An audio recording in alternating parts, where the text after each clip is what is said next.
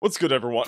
Oh shit, what was that? Aw, dude, my 6'4" frame with huge muscles, but not so big that they're threatening, just knocked over my Claro vinyls, and they fell onto my Dostoevsky novels, my book on period cramps, and my tote bag. Thank God it didn't fall into my bell hooks not capitalized collection. Like literally last week I was drinking matcha on the train and I spilled it on one of them and I literally cried. But you know, just enough to show that I'm like in tune with my emotions, but not enough to make me look emotionally unstable or like a burden.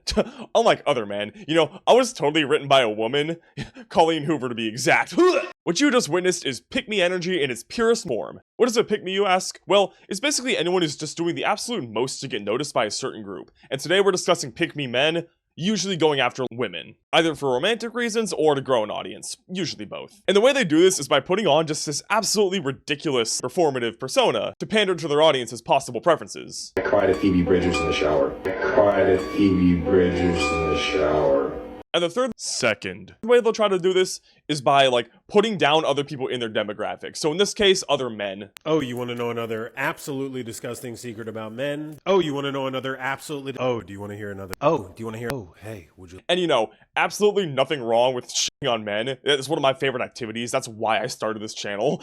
Like, look, I know that's a pick-me comment, but I'm literally in the thumbnail. What did you expect? But after a certain point, this behavior starts to seem really disingenuous, and people really start to get icked out by it. And I'm interested in the psychological reasons why, so that's also what we're going to cover today. Also, don't harass these people. I'm not trying to justify any of the actual hate they get. Like, you can have your opinion, just don't be a dick. But anyways, on to the first type of guy. So when it comes to attention-seeking behavior, why do people typically do this? Like, what is their motive? Well, oftentimes, it's to get an audience of people who are attracted to them, or who they're attracted to. I cried at Phoebe Bridgers in the shower. And there's one very notable internet ecosystem that this happens in. And that's right, we're talking about book talk again, for like the 5th time on this channel, I think. Well, kind of. We're talking about people who pander to book talk.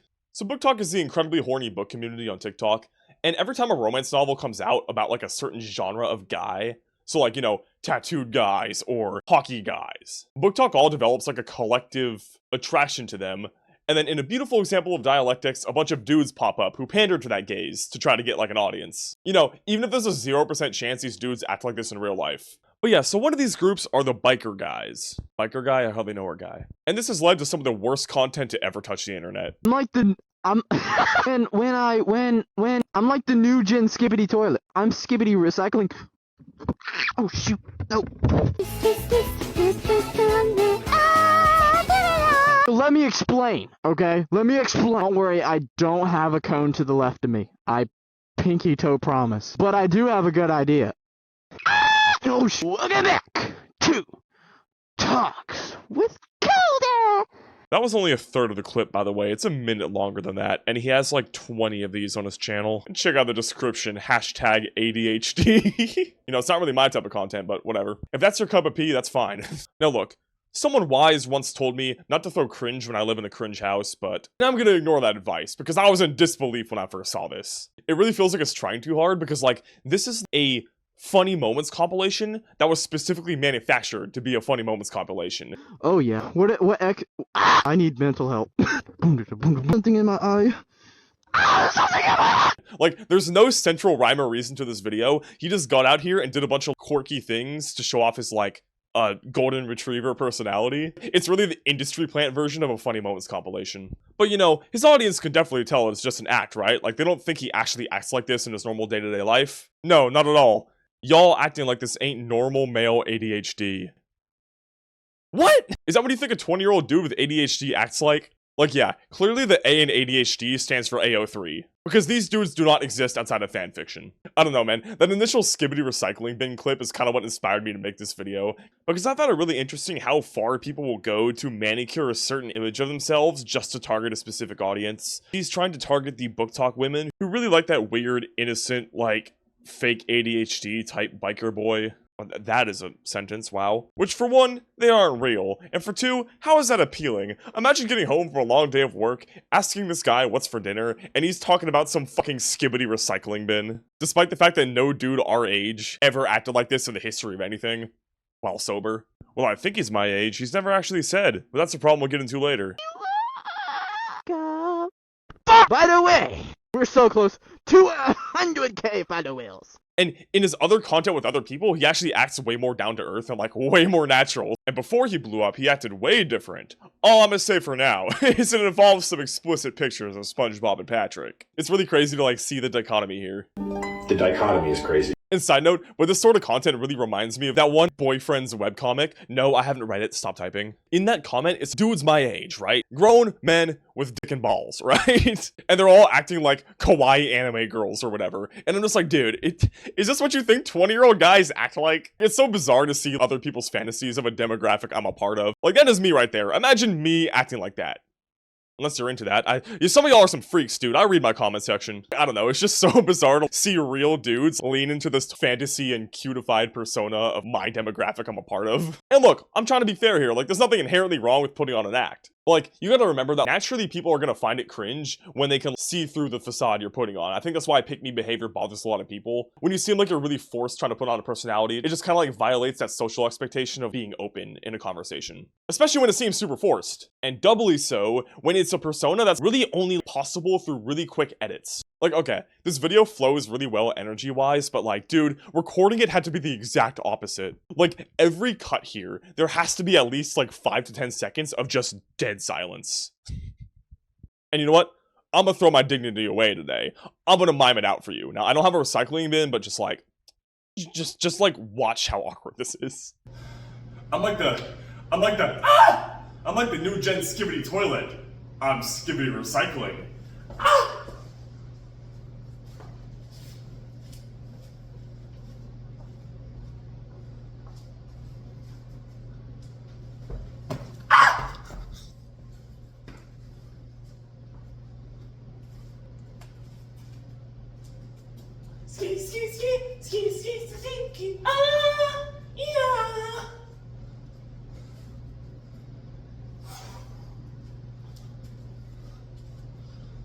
Oh, shoot! Oh, shoot!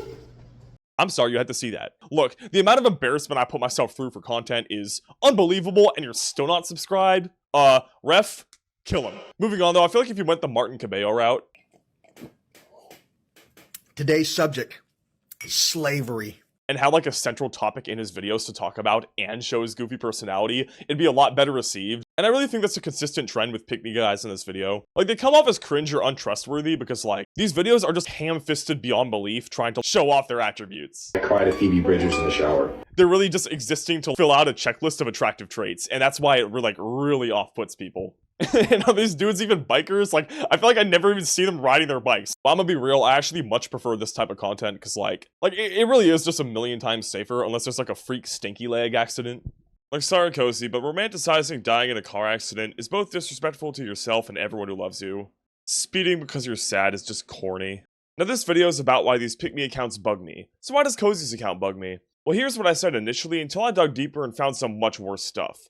So the first, less serious issue is that at least half of the audience's persona attracts are middle and high schoolers, and they leave a ridiculous amount of thirst comments, and it's so uncomfortable to read through. And like, nothing wrong with being a child entertainer or having minors watch you, but there kinda is when you're thirst trapping or when they're leaving comments like this. And obviously you can't always tell. A lot of them are obvious due to context clues, and a lot of them just say it, and despite that, they're still up. If you have 13-year-old kids asking if they have a chance with you in your comment section, you are doing something extremely wrong, despite the fact that he's almost definitely an adult.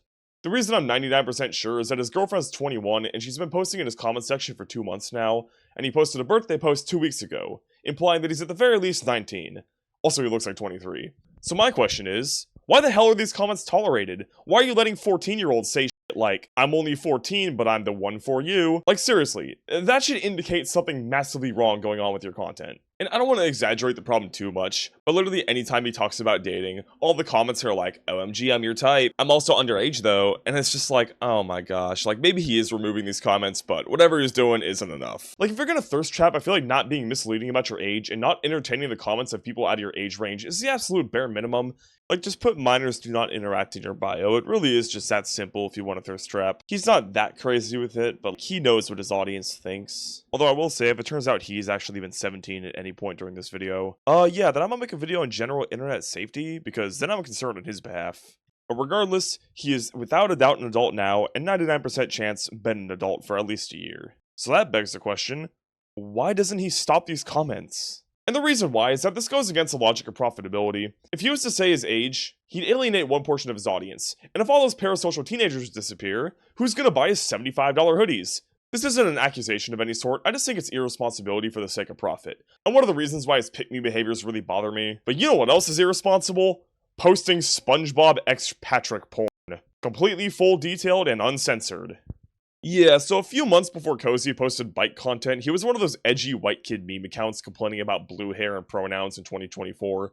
Basically just rage bait for attention. And about a year ago, he posted uncensored, extremely detailed Spongebob porn literally a few months before he started his biker persona, and it's still up. But while this is already unsafe for his audience, it isn't actually his worst post. Here's another one he posted a few months before his bike persona. Me when I see unsupervised 12-year-olds. Like, are you fucking serious? The dude with an audience of unsupervised 12-year-olds who thirst for him posted this only a year ago. That's unbelievable. Seriously, think of this from a parent's perspective. Imagine you have a daughter, and she is on the internet commenting, "OMG, you're so fine, I'm underage though," under this guy's posts, who doesn't have his age posted, he doesn't remove these comments or do anything to discourage them, and just a few months before he started his actual biker persona, he posted memes about assaulting 12-year-olds. It's unbelievable. Like, I get that there's gonna be contrarians being like, oh, it's just an edgy joke. Sorry, but I don't think children's entertainers should be posting about child abuse. Like, obviously he's just being edgy and shocking for the sake of it, but I really hate that the Book Talk mascot literally made jokes about abusing kids. Here's another. I'm quite grateful for that. But I prefer the women in my life to be under 12.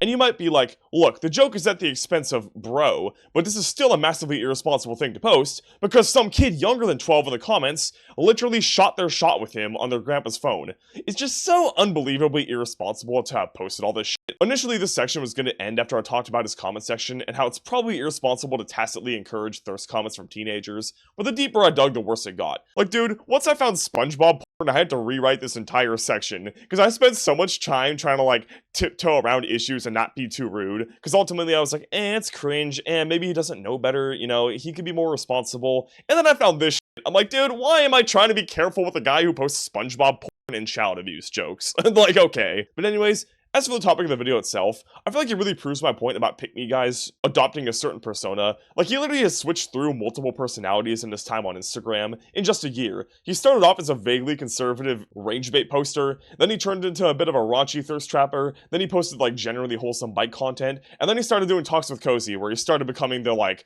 golden retriever book talk boy, who definitely doesn't joke about abusing 12-year-olds. And yeah, that's where we're at today. Like, the dude's a chameleon. But that's about it for Cozy. Sorry if that was a bit of a tangent. I couldn't just not cover that extra stuff once I found it. So while Cozy's pick-me behaviors bother me for those reasons, not every pick-me guy bothers me for the same reasons. So let's move on to our next genre of guy. So while Bike Talk's probably the largest and most provocative group, for every single demographic of person that someone is attracted to, there are pick-me's who exist to pander to them. And that leads us to our next group, the most desperate men on the internet. It's really funny that I dress like this and give off like tough, like a tough sort of thing going on. And then I cry to Phoebe Bridgers in the shower, and I listen to C Rose and Boy Genius, and the dichotomy is crazy. But I don't even listen to hardcore music that much. Look at this shirt. It's my friend's tattoo brand. Anyway, I'm gonna go. Later. What do you mean you're gonna go now? You can't just drop that then leave. Like, what? And this is such a funny video to make. He's just sitting there like, okay ladies, check out all these checkboxes I fill. Okay, bye. Like, that's it. And it's so funny because these pick-me dudes always make the most ham-fisted videos ever. Like, all you gotta do instead of posting this, I cry to Phoebe Bridgers in the shower. is just instead post a video of you, like, getting your fit ready, but then put a Phoebe Bridgers song in the background. And then all your audience will connect the dots themselves. Like, oh my gosh, he dresses like a tough guy, but he listens to Phoebe Bridgers? Whoa, the dichotomy's crazy. Like, it's a real show don't tell type moment. If he ever comes back to TikTok, please don't harass this guy. Like, he's not hurting anybody, it's just a wildly obvious ploy to get female attention. And I will tell you, if you want a female audience, just talk about book talk. For the first month of my channel, I had like an 85% female audience. But back to this guy, for some reason, probably not a very deep one, it just really bugs me seeing people try and create this false, exaggerated image of themselves to like try to appeal to women. Like, it's kind of giving wolf in sheep's clothing if you're trying this hard to get noticed. Like, sorry, I don't really believe you when you say you cry to Phoebe Bridgers in the shower, because like, all the aspects of this video combined to make it seem really disingenuous. But like, again, people can kind of like detect that. And it makes them ask the question subconsciously. Like, even if they're not aware of it, they're asking in their head, okay, why did it get to this point? Why do you need to hop on the internet and say that you cried to Phoebe Bridgers in the shower? The intent is obviously to attract a female audience, so like, why don't you already have a female audience? Like, why do you have to resort to these ham-fisted videos? Is there something that prevents you from getting women in real life? Probably not. It's probably just an example of a lack of internet self-awareness. All I'm saying is that these are the questions their mind immediately jumps to when you see this sort of content. It's like seeing someone who's really desperate on a dating app. It's like, okay, why did it get to this point? That kind of puts you off, even if you find them attractive or they have mutual interests. And again, I think that uncertainty just sort of bugs people, and why it got such a visceral reaction. Side note though, but it's really giving those people who try to like rig their Spotify rap to have certain artists in the top. Like, dude, you're not even attention starved at this point. You're in an attention famine, okay? But the next guy, a TikToker by the name of Montaigne, is absolutely drowning in attention. Let's look at how he accomplished it. So this guy was big on TikTok a few years ago, until he rapidly fell off because of one sentence he said. Here's an example of one of his videos. Oh, you want to know another absolutely disgusting secret about men that they definitely do not want you to know? And as usual, this is an absolutely foolproof method, so please pay attention and do not tell anybody that I told you. Every single man would probably try to convince you at one point that they do not have a wandering eye. Let me just save you a lot of time. That is a lie. I'm not going to spend too long on him because he's already been covered ad nauseum. Like, when you think of pick-me guy, this is a guy that pops up in your head. He is the LeBron of pick-me men, alright? Like, he had this down to a science. Every day for like a year straight, this dude would hop in front of a camera, start chopping vegetables with his tattoos facing the camera, and then say like a bunch of like woman-centered things that he got off of like Ask Reddit or something. This may be a hot take, but I feel like the more niche someone's like interests or hobbies are, the hotter it makes them. This might be a hot take, but grass is green. Anyways, everyone, comment your niche hobbies in a parasocial attempt to try to get with me. That way I can keep getting engagement without actually saying anything of substance. And don't get me wrong, a lot of the disgusting facts about men were absolutely true, but it seems really disingenuous and like he has ulterior motives when he's also clearly trying to thirst trap. Like, oh look guys, I can cook. Oh look, I started the video with my shirt up. Oh look at my tattoos. And look, maybe I'm a hater, but one of my most liked comments ever on social media is I commented under one of these videos. I put, he looks like he went to a tattoo parlor and said, I would like some tattoos please. And that might have been my second most liked thing on social media behind my Bookstagram video. So far. This will be like 100th in about a year. Don't get me wrong, I don't even dislike the tattoos. I was just kind of being a hater that day. And like, you know, he could have like ignored the hate comments or just ignored what he was getting. Because like, again, he was doing fine. He had a shit ton of viewers. But no, he decided to rap against the haters. Which, I don't know why people do this. It's never worked in the history of anything ever. But here's an example of why you should not rap against the haters. So I've been getting a ton of hate comments, and I just want to formally ask you to please stop. Step one, I never get tired of the hate. You gotta be good before you ever be great. And I know the hate comments only happen cause they bored.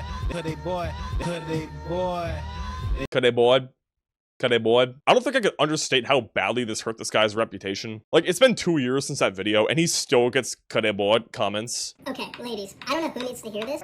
Ladies, you wanna know something? See, it was almost a good impression.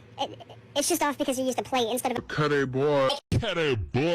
Alright, let's watch you cut those mushrooms. You know, you don't want to cut those mushrooms, so I might cut the boy. You might cut the boy. You might cut the boy. Like, this and the Film Cooper Marsha P. Johnson joke, I think are the two longest running jokes on TikTok I've seen. And he posted this video 2 months after the cut a board incident. To all the men, and yes, it's almost 95% men that comment cut a board on my videos, you comment that, you're a cut a boy. You're my son. You're literally my son. You're my child. Like, bro, it took you 2 months to think of that? Come on, man.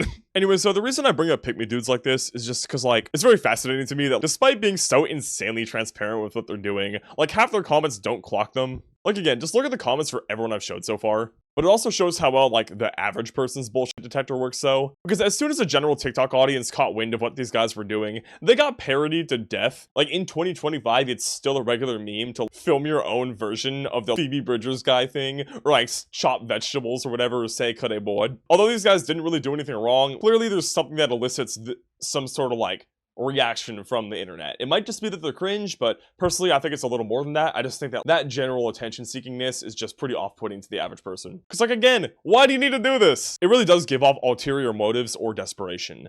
And I mean, I guess there kind of are ulterior motives here. Like, it's very clearly trying to get like a large female audience. I mean, nothing wrong with targeting a specific demographic. I'm targeting bisexual 20-year-olds who watch Curtis Connor. But my point is that, like, it's so like icky to watch a dude try to like differentiate himself from the other guys so much and trying to be like one of the girlies, as his comments would put it. But then also trying to be like the hot guy. It's like, okay, you're not immune to what you're saying either, you know? Nothing wrong with either one. But when you try to be both, it's just like, Like, are you being one of those dudes who, like, say they're feminists to get women? Not at all saying that dudes shouldn't identify as feminists. In fact, I really dislike the type of guy who's like, you know, I'm no feminist, but women have it hard. Like, okay, why aren't you then? My point is just that, unfortunately, the male feminist stereotype exists for a reason, and these sorts of dudes kind of embody it. I actually think a lot of women do want to see more of this type of content from dudes. It's just when they make it so obvious that it's like a ploy to get people who find them attractive, it's hard to take it seriously. And again, it just really gives off the vibes of ulterior motives, even if these guys are great guys in real life. But speaking of real life, this behavior is not at all confined to social media. Performative dudes exist everywhere. Not even presidents are immune to it. Obama read Marx in order to try to pick up socialist women. I'm not even joking. And then he just forgot all of it like a year or two later once he realized it didn't work. He probably read the actual Gotha program instead of the critique of it, and then he's wondering why the long-legged socialist, in his words, didn't like him. I think describing her like that's pretty telling too. Like, wow, dude, I think that's one of the things that really bug me about pick-me men in particular, is like they think if they just say the right things, that's gonna get you in a woman's pants. Like, sorry, dude, women and just people in general aren't robots. They can tell when you're being performative with your interests. And again, that gives the vibe of ulterior motives. And don't get me wrong, it's not just Obama either. So you're holding the autobiography of Malcolm X along with Alex Haley. I don't know how far you are into the book, but what's your biggest takeaway so far? I kind of just started a couple days ago, but I've read and a lot of notes over the years. This is my first time actually reading this from start to finish. But just a very smart man, very smart man, and basically his words in the 60s and what was going on is actually what's going on today still. In fact, there's a whole performative reading epidemic going on. Basically just dudes reading in public and drinking matcha. Now don't get me wrong, nothing wrong with reading or matcha. I read a lot too. I'm just a screenager, so I download everything on my phone. However, I will say, if you're reading in public and you're not at least on page 50, like dude, if you start a book in public, I am body slamming you in the park, because that is embarrassing. I don't even have to be there. As soon as you open up page 1 in public, I am dropping out of orbit. I'm always fucking watching, okay? But speaking of embarrassing things, next section. You've probably heard me mention a lot how distrustful I am of these type of guys, referring to general pick-me's, not just book readers. I don't hate book readers. And I think there's a couple examples that really illustrate why this sort of guy gets that sort of distrust. Where like, they were trying to really portray themselves as like the safe, unproblematic guy, but then they turned out to be like... So there's this one guy a few years ago who was big on TikTok named Jonathan Robert Bell, and he went by Jorobe on TikTok. And he made content very similar to Montaigne's, but like even more direct. And his whole shtick was essentially making just like social justice content in general, which again, that's great. And at the end of his videos, he'd usually like tell men to be better or do better. Again, nothing wrong with that either. Like a lot of people from marginalized communities appreciated this guy. Like he had a bunch of fan accounts too. And despite his good reputation though, a lot of people did have some sort of skepticism toward his content, because like, when you present this super sanitized image of yourself, people tend to wonder, like, is there something you're hiding? Not saying that skepticism is right, but like, when it comes to this guy, the fears actually were proven correct, because not long later, he got exposed by multiple minors for grooming them. And despite how safe everyone felt around this guy, he turned out to be the exact opposite. And I really feel like people like Jorobe are one of the reasons that people who exhibit pick-me behaviors just get ruthlessly pounced on the internet, even if they're not guilty of anything. Like, don't get me wrong, people like Jorobe are like, a unique sort of evil. But I feel like every time someone like him gets exposed, they kind of get added to this like internet collective subconscious, and then people are understandably skeptical of the next sort of guy like him to pop up. I'm not saying that making politically correct content is like a pick-me behavior, it's literally a good thing. My point is just that when guys like this get exposed who seem super safe, the internet naturally starts to put up some like psychological defenses. Because think about it, if the safest guy ever on the internet turned out to be a groomer, then like what does that say about the people who are really trying hard to look like a safe guy? Not saying that anyone's right for like speculating about the morals of pick-me people. Again, the point of this video is literally just to point out why we instinctively get cringed out by this behavior. Or why I do at least. This is why I make out about it. Maybe you disagree, let me know in the comments. And finally, these are kind of anecdotal, but I feel like this is one of the biggest reasons why pick-me's kind of ick people out. Like, generally, abusive or misogynistic dudes will often have this, like, outward-facing persona that's, like, very perfect. Like, they seem completely normal and, like, well-adjusted, but then behind closed doors, that's where, like, all the problematic stuff comes out. And I think a lot of these, like, pick-me guys kind of give off that sort of vibe. It's like, okay, you're acting like a little too perfect, you know? Like, you're acting like a little too targeted toward this audience. Like, if you gotta try this hard to prove that you're the safe hot guy, people will automatically start to wonder, is he actually the safe hot guy? Like, I don't know. My general thesis is you gotta show this through, like, actions more than words, and you can't, like, really force your content. Like, people are good with vibes. Like, if you're giving off, like, safe vibes, people will assume that. Overall, though, men on the internet have gotten insanely crafty when it comes to, like, inventing a persona to put on that fits, like, a certain audience's ideals. And whether it be for romantic attention or simply views, it really just bugs the internet as a whole, because in the best case, it comes off as just mildly cringe, but in the worst case, it's, like, literally a front for an abusive person. And in most cases, it just comes off like they have something to hide. Because, like, again, why do you gotta try so hard? And I found that very interesting. I've always, like, seen these pick-me accounts and felt, like, a little icked out by them, but I've never really been able to put my finger on why until I made this video, and tried to put, like, the psychological reasons to words. But yeah, I hope you found this interesting too. Later.